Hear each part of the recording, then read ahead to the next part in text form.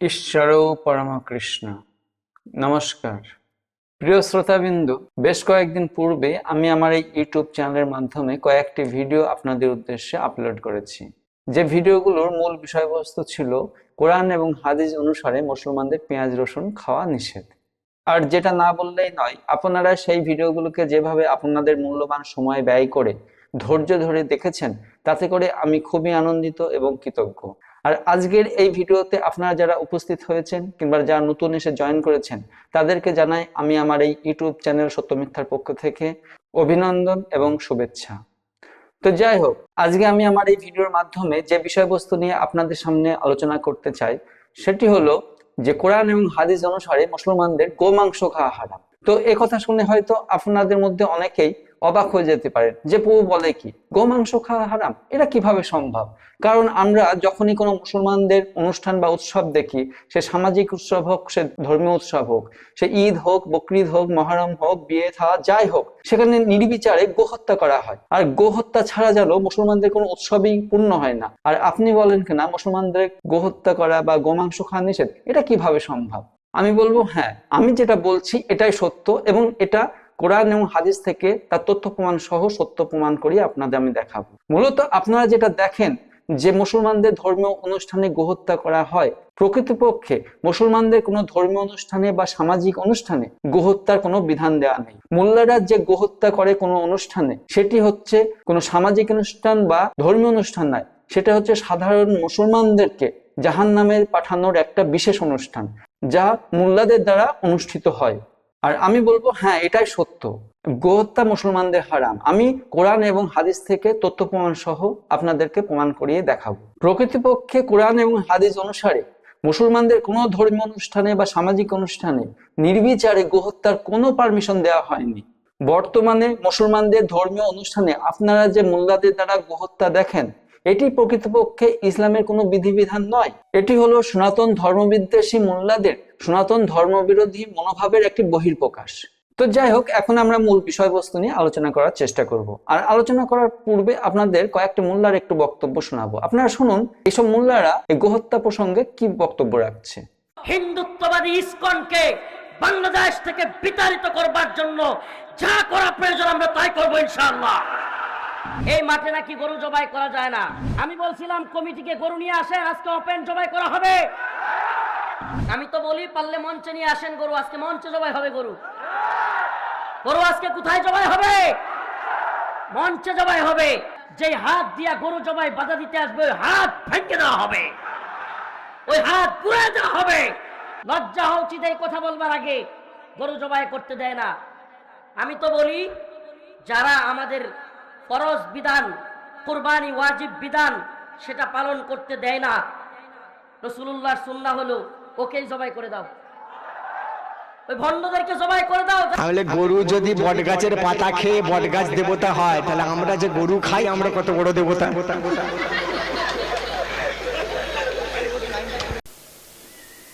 পশ্চিম বাংলায় গরু খাচ্ছি খাবো, কোনো শালা বন্ধ করতে পারবে না।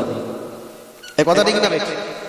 তাহলে এতক্ষণ আপনারা এতিমখানায় বড় হওয়া হুরেদের নাজায়েজ সন্তানদের বক্তব্য শুনলেন। এইসব মোল্লারা মঞ্চের উপরে দাঁড়িয়ে কি বলছে, যে আজকে মঞ্চের উপরে গরু নিয়ে আসো, মঞ্চের উপরে গরু জবাই করা হবে। আমার বক্তব্য হচ্ছে, মঞ্চ কি কোনো গরু জবাই করার জায়গা? তার মানে এর থেকে বুঝতে পারছেন এই সকল মস্তিষ্ক বিকৃতি, ক্ষিপ্ত অনুমাদ, এতিমখানায় বড় হওয়া হুরেদের নাজায়েজ সন্তানদের বক্তব্য কতটা উন্মাদের মতো, কতটা এটা হিংস্র, কতটা এটা নিকৃষ্ট, যে সনাতন ধর্মের উপরে ক্রোধ উদ্গার করতে গিয়ে, সনাতন ধর্মের উপরে ক্রোধ প্রকাশ করতে গিয়ে তারা ওই মঞ্চের উপর থেকে সাধারণ মুসলমানদেরকে কি ধরনের শিক্ষা দিচ্ছেন। আমরা সাধারণত সকলেই জানি যে মঞ্চের উপর থেকে কি শিক্ষা দেওয়া হয়। আর এই মোল্লারা সাধারণ মুসলমানদের উদ্দেশ্যে এই মঞ্চের উপর থেকে কি শিক্ষা দিচ্ছে, যে তোমরা গরু নিয়ে আসো, মঞ্চের উপরে গরু জবাই করা হবে। প্রকৃতপক্ষে এই মঞ্চের উপরে দাঁড়িয়ে এই সকল হতভাগা মোল্লারা যেভাবে সনাতন ধর্মকে অপমান করতে চাইছে, তার থেকেও বেশি অপমান করছে কোরআন এবং হাদিস অনুসারে ইসলামকে। আর সেটাই আমি আজকে আপনাদের সামনে প্রমাণ করিয়ে দেখাবো। তো যাই হোক, আজকে আমি মূল বিষয়বস্তু নিয়ে আপনাদের সামনে এখন আলোচনা করব। আর মূল বিষয়বস্তু নিয়ে আলোচনার পূর্বে আপনাদের অনুরোধ করব, আপনারা যারা আমার এই চ্যানেলে আজকে নতুন এসেছেন, আপনারা দয়া করে আমার চ্যানেলটিকে সাবস্ক্রাইব করবেন। যদি আমার এই ভিডিও ভালো লাগে, আপনারা আপনাদের বন্ধু বান্ধব এবং আত্মীয় পরিজনদের শেয়ার করবেন এবং লাইক করবেন। তো যাই হোক, এখন আমি আলোচনা করব আজকের এই ভিডিওর মূল বিষয়বস্তু, কোরআন এবং হাদিস অনুসারে মুসলমানদের গরুর মাংস খাওয়া নিষেধ। আর এই আলোচনা করতে গেলে আমাদের প্রথমেই কিছু কোরআন শরীফের আয়াত দেখতে হবে। তো আজকে আমি এই বিষয়ে যে কোরআন শরীফের আয়াতটি শোনাবো সেটি হচ্ছে সূরা আল বাকারার 68 নম্বর আয়াত। আপনারা দেখুন এই আয়াতে কি বলা হয়েছে। সূরা 2 পারা 1 পৃষ্ঠা 10। আল বাকারা 2:68। আর স্মরণ কর যখন মূসা তার কওমকে বলল, নিশ্চয় আল্লাহ তোমাদেরকে নির্দেশ দিচ্ছেন যে তোমরা একটি গাভী জবাই করবে। তারা বলল, তুমি কি আমাদের সাথে উপহাস করছো? সে বলল, আমি মূর্খদের অন্তর্ভুক্ত হওয়া থেকে আল্লাহর আশ্রয় চাচ্ছি। তাহলে আপনারা এতক্ষণ আয়াতটি শুনলেন। আয়াতটি হচ্ছে সূরা আল বাকারার 68 নম্বর আয়াত। সেখানে কি বলা হয়েছে? সেখানে বলা হয়েছে মূসা তার কওমদের বলল যে আল্লাহ নির্দেশ করেছে তোমরা একটি গরু জবাই করো। তার মানে আমরা এর থেকে বুঝতে পারলাম যে কোরআন অনুসারে গরু জবাই করা বা কুরবানি দেওয়া মুসলমানদের জন্য হারাম নয়, হালাল। কিন্তু হারাম কি সেটা এরপরে আপনার যে আয়াত শোনাবো সেখান থেকে আপনারা বুঝতে পারবেন। তাহলে এরপরের আয়াতটা আপনারা শুনুন, সূরা আল বাকারার 70 নম্বর আয়াত। আপনারা শুনুন এই আয়াতে কি বলা হয়েছে। সূরা 2 পারা 1 পৃষ্ঠা 10। আল বাকারা 2:70। তারা বলল, তুমি আমাদের জন্য তোমার রবের নিকট দোয়া কর, তিনি যেন আমাদের জন্য স্পষ্ট করে দেন কেমন তার রং। সে বলল, নিশ্চয় তিনি বলছেন, নিশ্চয় তা হবে হলুদ রঙের গাভী, তার রং উজ্জ্বল, দর্শকদেরকে যা আনন্দ দেবে। তাহলে আয়াতটি আপনারা শুনলেন। আয়াতটি হচ্ছে সূরা আল বাকারার 70 নম্বর আয়াত। সেখানে কি বলা হয়েছে? মূসাকে তার কওমের লোকেরা বলছে যে তুমি তোমার আল্লাহর কাছে দোয়া করো, তিনি যেন স্পষ্ট করে দেন যে গরুটির রং কেমন হবে। তখন মূসা কি বলছে? যে আল্লাহ নিশ্চিত করেছেন গরুটির রং হবে উজ্জ্বল হলুদ, যা দর্শকেরা দেখে আনন্দ পাবে। এরপরে আপনাদের আমি আরেকটা সূরা শোনাবো, সূরা আল বাকারার 69 নম্বর আয়াত। শুনুন এই আয়াতে কি বলা হয়েছে। সূরা 2 পারা 1 পৃষ্ঠা 10। আল বাকারা 2:69। তারা বলল, তুমি আমাদের জন্য তোমার রবের নিকট দোয়া কর, তিনি যেন আমাদের জন্য স্পষ্ট করে দেন গাভীটি কেমন হবে। সে বলল, নিশ্চয় তিনি বলছেন, নিশ্চয় তা হবে গরু, বুড়ো নয় এবং বাচ্চাও নয়, এর মাঝামাঝি ধরনের। সুতরাং তোমরা কর যা তোমাদেরকে নির্দেশ দেয়া হচ্ছে। তাহলে এতক্ষণ আপনারা আয়াতটি শুনলেন। আয়াতটি হচ্ছে সূরা আল বাকারার 69 নম্বর আয়াত। এই আয়াতে কি বলা হয়েছে? যে মূসাকে তার কওমের লোকেরা জিজ্ঞাসা করলো যে তুমি তোমার আল্লাহর কাছে দোয়া করো, তিনি যেন নিশ্চিত করেন গরুটি কেমন হবে। তখন মূসা কি বলল? যে আল্লাহ নিশ্চিত করেছে যে গরুটি না হবে বুড়ো, না হবে বাচ্চা, অর্থাৎ মাঝামাঝি ধরনের হবে। তার মানে আপনারা এই দুটি আয়াত থেকে বুঝতে পারলেন যে আল্লাহ কি ধরনের গরু জবাই করতে বলেছে বা কি ধরনের গরু কুরবানি দিতে বলেছে। যেটা 70 নম্বর আয়াত, সেখানে বলা হচ্ছে গরুর রং কেমন হবে? উজ্জ্বল হলুদ। আর এই আয়াতে কি বলা হয়েছে? যে গরুটি না বৃদ্ধ হবে না বাচ্চা হবে, মানে মাঝামাঝি ধরনের হবে। এবার আপনাদের আমি আরেকটি আয়াত শোনাবো। আয়াতটি হচ্ছে সূরা আল বাকারার 72 নম্বর আয়াত। এই আয়াতে শুনুন কি বলেছে আল্লাহ। সূরা 2 পারা 1 পৃষ্ঠা 10। আল বাকারা 2:72। সে বলল, নিশ্চয় তিনি বলছেন, নিশ্চয় তা এমন গাভী যা ব্যবহৃত হয়নি জমি চাষ করাই আর না খেতে পানি দেয়, সুস্থ যাতে কোন খুঁত নেই। তারা বলল, এখন তুমি সত্য নিয়ে এসেছো। অতঃপর তারা তা জবাই করলো, অথচ তারা তা করার ছিল না। তাহলে এতক্ষণ আপনারা আয়াতটি শুনলেন। আয়াতটি হচ্ছে সূরা আল বাকারার 72 নম্বর আয়াত। সেখানে আল্লাহ স্পষ্ট করে দিয়ে বলেছে যে কোন কোন গরু মুসলমানরা কুরবানি করতে পারে বা জবাই করে খেতে পারে। তো সেখানে বলা হয়েছে যে গরু কখনোই চাষের কাজে ব্যবহার করা হয়নি, যে গরুকে দিয়ে চাষের কাজে জলদান করা হয়নি, যে গরু সুস্থ হবে এবং যে গরুর মধ্যে কোনো খুঁত নেই, সেই গরুই কেবলমাত্র কুরবানির জন্য ব্যবহার করতে পারে কিংবা মুসলমানরা জবাই করে খেতে পারে। আমরা এর থেকে বুঝতে পারছি যে আল্লাহ মুসলমানদের কুরবানি করার জন্য কিংবা জবাই করে খাওয়ার জন্য যে গরুগুলোকে ব্যবহার করতে বলেছে তার উপরে কিছু শর্ত দেওয়া হয়েছে। যেরকম মুসলমানরা সেই গরুকে কুরবানি করতে পারে বা খেতে পারে যে গরুর রং হবে উজ্জ্বল হলুদ। 2 নম্বর হচ্ছে যে গরুটি হবে বৃদ্ধ কিংবা বাচ্চা। তার মানে আমরা এর থেকে বুঝতে পারছি যে হলুদ গরু ছাড়া, যেমন সাদা গরু, কালো গরু কিংবা দেখা যাচ্ছে খয়েরি গরু, এইরকম রঙের গরু হলে কিন্তু সেটা কুরবানি করা যাবে না বা মুসলমানরা সেটাকে জবাই করে খেতে পারবে না, তাহলে সেটা হারাম হবে। যদি কোনো গরুর বয়স মাঝামাঝি না হয়, বৃদ্ধ হয় কিংবা দেখা যাচ্ছে বাচ্চা হয়, তাহলে সেটাও কুরবানির যোগ্য নয়, সেটাও মুসলমানরা খেতে পারবে না, সেটাও হারাম। আর তাছাড়াও আরো বলা হয়েছে সূরা আল বাকারার 72 নম্বর আয়াতে যে গরুটিকে চাষের কাজে ব্যবহার করা হয়েছে সেটা কিন্তু জবাই করা যাবে না কিংবা কুরবানি দেওয়া যাবে না। আর তাছাড়া কোনো রোগাগ্রস্ত গরুকে কুরবানি করা যাবে না বা জবাই করে খাওয়া যাবে না, সেটা হচ্ছে হারাম। শুধু তাই নয়, যদি কোনো গরুর মধ্যে কোনো খুঁত থাকে তাহলে সেটাকেও কুরবানি করা যাবে না বা জবাই করে মুসলমানরা খেতে পারবে না।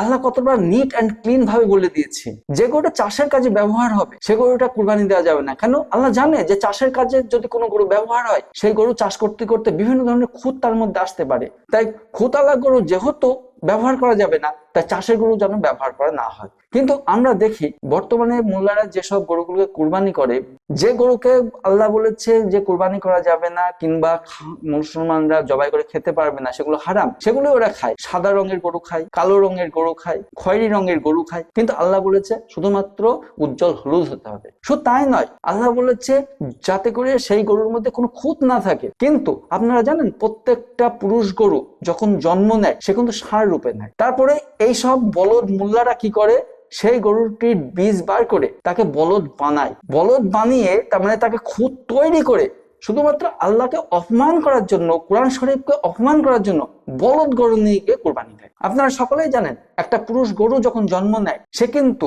ষাঁড় রূপে এই পৃথিবীতে জন্ম নেয়। প্রকৃতপক্ষে আল্লাহর নির্দেশ অনুযায়ী এই বলদ মোল্লাদের উচিত ষাঁড় খাওয়া, বলদ গরু খান, কিন্তু এরা কি করে, ষাঁড় না খেয়ে ষাঁড়কে বলদ বানিয়ে তারপরে আল্লাহকে অপমান করার জন্য সেখানে সেই বলদ গরুটা কুরবানি দেয়। যে কত বড় এটা একটা নিকৃষ্ট কর্ম, যেটা হালাল পাঠায় আল্লাহ, সেই হালাল খাদ্যটাকে এরা হারাম বানিয়ে তারপরে এরা খায়। তার মানে এরা কত নির্লজ্জ, কত তার মানে বেহায়া হতে পারে, তারপরে এই কাজটা করতে পারে।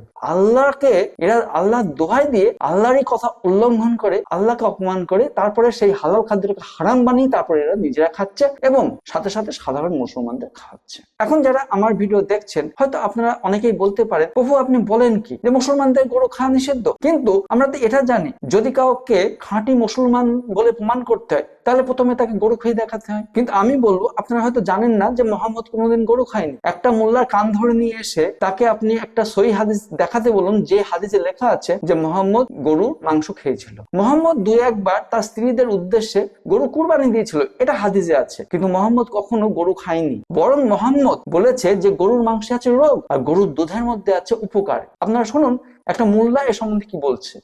এক্ষেত্রে একটি হাদিসের কথা আমরা অনেকে শুনে থাকি এবং বিভিন্ন হাদিসের কিতাবে একটা হাদিস বর্ণিত হয়েছে যে গরুর গোশতের মধ্যে রোগ আছে, ফি লাহমিহি দা ওয়া ফি লাবানিহি দাওয়া, গরুর দুধের মধ্যে শেফা বা আরোগ্য রয়েছে কিন্তু গোশতের মধ্যে অসুস্থতা রয়েছে, এরকম একটি হাদিস পাওয়া যায়। এই হাদিসকে মুহাদ্দিসদের অনেকে সহিহ বলেছেন, আলবানী রাহিমাহুল্লাহ সহিহ বলেছেন। তাহলে আমার কথা বিশ্বাস না হোক, তাহলে মোল্লার কথা তো আপনারা বিশ্বাস করবেন? আপনারা শুনলেন মোল্লা তার বক্তব্যে কি বলছে, যে মোহাম্মদ যে গরু মাংস খেয়েছে এরকম কোন সহিহ হাদিস নেই। বরং মোহাম্মদ কি বলেছে, গরুর মাংসে আছে রোগ আর দুধের মধ্যে আছে উপকার। তাই মোহাম্মদ দুধ আর পনির খুব ভালোবাসতো।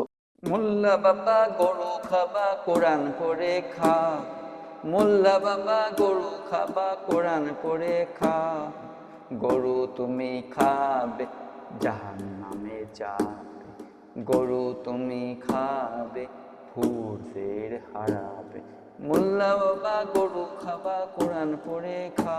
তো যাই হোক, আপনারা অনেকেই ভাবতে পারেন যে প্রভু এই ভিডিওটা কেন বানালো। প্রকৃতপক্ষে আমার এই ভিডিওটা বানানো উদ্দেশ্য এইসব কসাই মোল্লাদেরকে জ্ঞান দেওয়ার জন্য নয়। আমি এই ভিডিওটা বানিয়েছি সাধারণ মুসলমানদেরকে জানানোর জন্য যে তারা যে গো হত্যা করে গরুর মাংস খায় সেটা কত বড় অপরাধ এবং কোরআন শরীফে কিভাবে সেগুলোকে নিষেধ করা হয়েছে। কারণ আমি জানি সাধারণ মুসলমানরা কত কষ্ট করে দিনে 5 বার নামাজ পড়ে, তারা জাকাত দেয়, তারা রোজা করে 1 মাস, তারা হজে যায়।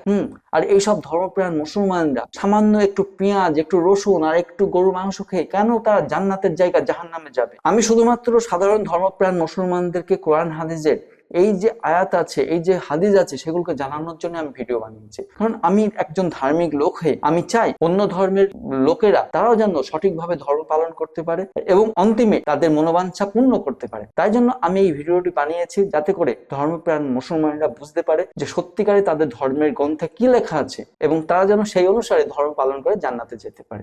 এই জন্যই আমি ভিডিওটি বানিয়েছি।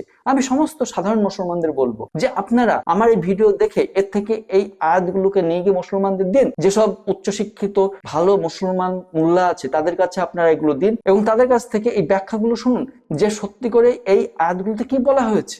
যেখানে স্পষ্ট করে আল্লাহ বলেছে যে এই এই এই এই গরু কটাকে তোমরা কুরবানি করতে পারো, আর তার বিপরীতে যেগুলো আছে সেগুলো সব হারাম। কেন আপনারা এই কালো গরু, সাদা গরু, এই খয়েরি রঙের গরু, তারপরে একটা বৃদ্ধ গরু, বাচ্চা গরু, চাষের জমি খেতে যে গরুটাকে আপনারা ব্যবহার করেন সেই গরু, একটা অসুস্থ গরু, তারপরে একটা খুঁতালা গরু কেন আপনারা ব্যবহার করবেন? কারণ হচ্ছে আজকের দিনে আমরা দেখছি যে কিছু গরু আছে তাদের কানে একটা দুল পরিয়ে দেওয়া হচ্ছে, এটা ট্যাগ মেরে দেওয়া হচ্ছে। তো এই ট্যাগ মারতে গেলে গরুর কান ফুটো করতে হয়। আপনারা এই কান ফুটো করা গরুটাকে নিয়ে কি কুরবানি দিচ্ছেন? ওটা তো হচ্ছে খোতালা গরু। কেন ওই গরুটাকে কুরবানি দিয়ে ওই গরুটাকে জবাই করে কেন আপনারা খাবেন? সেটা তো হারাম খাদ্য হয়ে গেল। আর এই উদ্দেশ্যে আমি ভিডিওটি বানিয়েছি যাতে করে আপনারা বুঝতে পারেন যে পেঁয়াজ রসুন খাওয়া কতটা আপনাদের কাছে পাপ এবং গোহত্যা কিংবা গোমাংস খাওয়া আপনাদের জন্য কতটা অপরাধ এবং স্পষ্ট করে আল্লাহ বলে দিয়েছে। তাই আমি আপনাদের অনুরোধ করব, আপনারা ভুল বুঝবেন না, আপনারা যেটা শিক্ষণীয় বিষয় সেটাকে গ্রহণ করুন। যদি মনে হয় আপনাদের কাছে কোনো জিনিসটা আমার ভালো লাগছে না, ওটাকে আপনি ত্যাগ করুন, আপনারা কমেন্টস করুন, আমি সেগুলোকে পরিত্যাগ করব। কিন্তু